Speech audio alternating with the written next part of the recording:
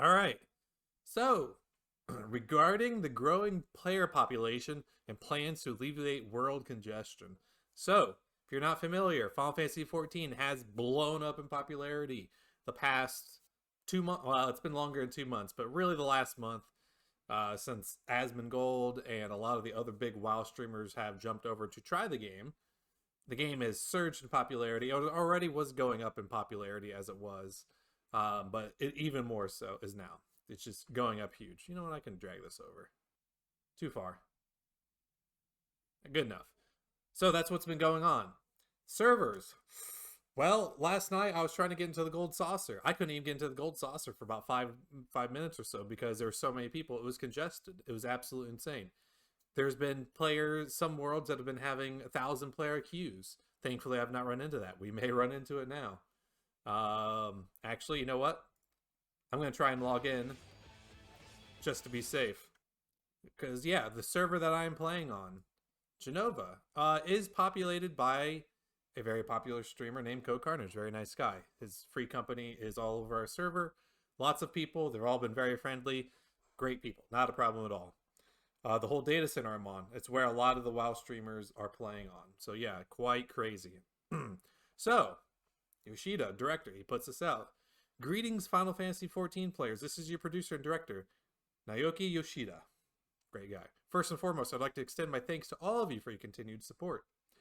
Development on our latest expansion pack, Endwalker, continues as we focus on implementing our content and transitioning to the check and polish phase, which is great to hear. It's supposed to come out in November. Expectations for 6.0 are high and have resulted in increased interest in Final Fantasy XIV. Very true. And especially in North America and Europe, where we currently experience an extreme influx of new players. That is very much putting it lightly. It is a sea of sprouts out there. If this was a garden, this would be absolutely insane garden that anybody would talk about and go and visit. It's great. Hey, we're logged in. Awesome to see. So, he'd like to go into detail about the server congestion. So this is what's been going on. As mentioned above, 14 is currently experiencing dramatic increase in its player base, not only limited to the global version, which is Japanese, North America, and Europe, but also locally operated in Chinese and Korean versions as well, which is interesting to see because nobody's really talking about that. It's just been kind of the global North American, European data center has been talked about. In particular, the increase in NA and EU regions over the past 2 weeks has been both staggering and unexpected. That many players are having difficulty logging in or creating new characters due to server congestion, and for this we deeply apologize. Very nice of them. Raising simultaneous login caps. The population that can be logged into each world server at one time is capped. Makes sense. However, some reviews notice the cap is not the same for all servers. Talked about some people, I've seen screenshots of people with 2,000 player queues. Thankfully, we just had a 40-player queue and we got in about 45 seconds. Not too bad, even though we're on a pretty popular server now. So the main reason for this has to do with data centers matching server. Can only handle so much information, a lot of technical jargon. Point being right here, if it's overload, crap would break. Makes sense. I'm not a server architect or anything like that, but yeah. Differences in login caps occur to different reasons and yada yada yada. As it happens, matching servers in US data centers were recently upgraded. Great news to hear. To higher performance models, continued operation will allow us as of July 16th to increase the caps across all the data centers by about 750 per world server. That is awesome to hear. This was sorely needed. Who knows if this population boom will continue? It's so hard to say, but to see them taking the steps right now to say, hey, look, we know it's bad now. We're going to do something for you. Plus, with the amount of people that may come back for Endwalker, really, really good to see them because usually, there's a lot of people that are coming over now. A lot of them are quote unquote WoW refugees. I've been in games with them, talked to them, and a lot of them say, yeah, I'm coming over from WoW. I'm trying this game out. So it's not all returning players. Did I take him out? I did not take him out. I thought you had taken him out. So, they're also, but right here, I feel bad for EU.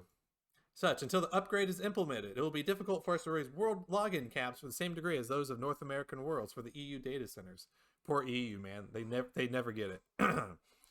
That said, the team is currently working hard to optimize the existing servers, and they are doing their best. So, Yeah, it basically it's been crazy. Yeah, character creation was unavailable for people. Yeah, wait times as long as 40 minutes. It's been absolutely insane. People have had to like log in at 3 a.m. to create a character on some servers because of how things have been going. So here we go. Any additional players attempting to log in will be placed in the queue. Must wait till the players on the server. That's great to hear. I mean, that makes sense. And here we go as well. So you used to be able to AFK pretty much as long as you want to in this game and not get kicked out. That's no more. We'll see that in the patch notes as well, because they are basically forcing you to. They have a 30-minute kick timer now if you go AFK. So that's one way they're getting to kind of alleviate the issues. So the poor Limsa RPers are, I'm sure they're crying right now over that. So that usually happens with new expansions, but to have it happen now and basically a lull of content is just insane. So yeah, basically there's all kinds of people going on. Patiently remain in the encounter time, or the if you encounter wait times, very very nice things that they're saying. They're saying sorry that basically we're sorry that the game's so successful all of a sudden. So which is honestly is a huge issue that people have to be considerate about when a game or anything really just gets an unexpected amount of success and they're not prepared for. How you react to that success can make or break you.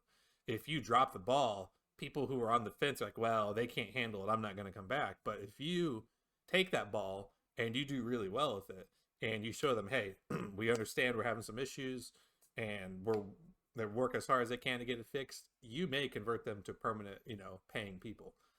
And I'm sure that's what they're trying their hardest to do. So like that, they talk about an automatic logout. Usually that happens for a new expansion, but that's going to be coming now. Actually, it is now. And basically, they kind of talk a little bit more about some of the issues related to. Oh, I didn't even catch this.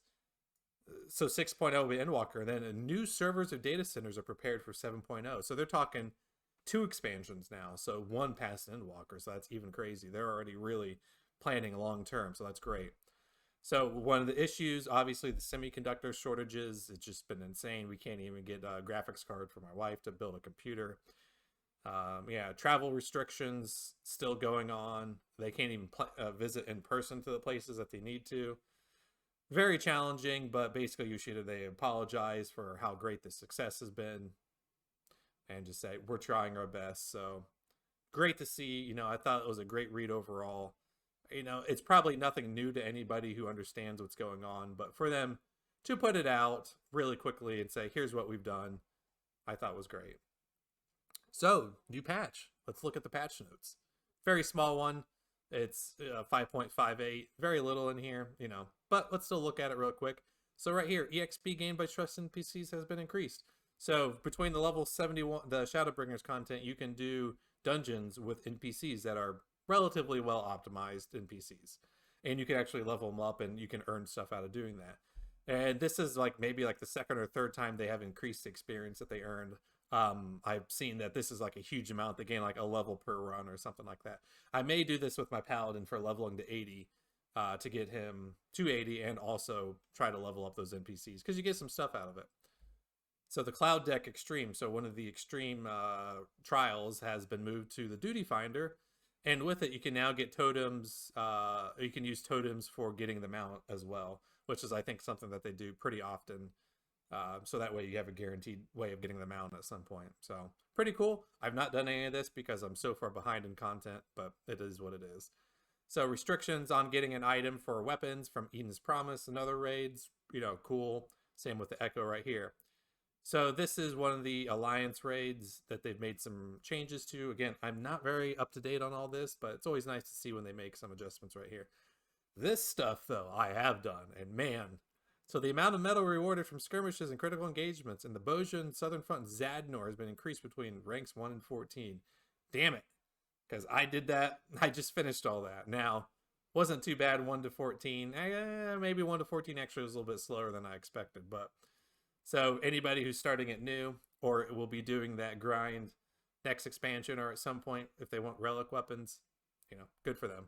They won't have to do it quite as much. So critical engagement, the first battle, they've made some changes so you can do it in smaller groups and nothing really major there. So Also, it looks like they nerfed one of the critical engagements in Zadnor. The name sounds familiar. I just don't quite remember which boss that was.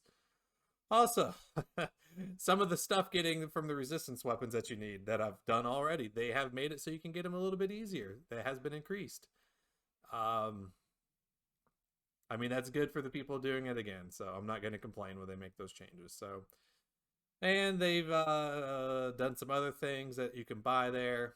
Again, I think that's with the Alliance raid that I've really not done anything with. So, made some PvP adjustments. We did our first PvP yesterday. It went awful. It was actually kind of fun, but yeah, not too much for us. New season of the feast has begun. Won't probably get into it. And yeah, the big thing right here, everyone's talking about. Inactive for 30 minutes, you're going to be booted finally. So great to see. A few bug changes and everything like that. So always great to see. Happy to see it. That's been kind of what's going on in the world there. There's been some other stuff, but I want to get started in the game. Let's go have some fun here.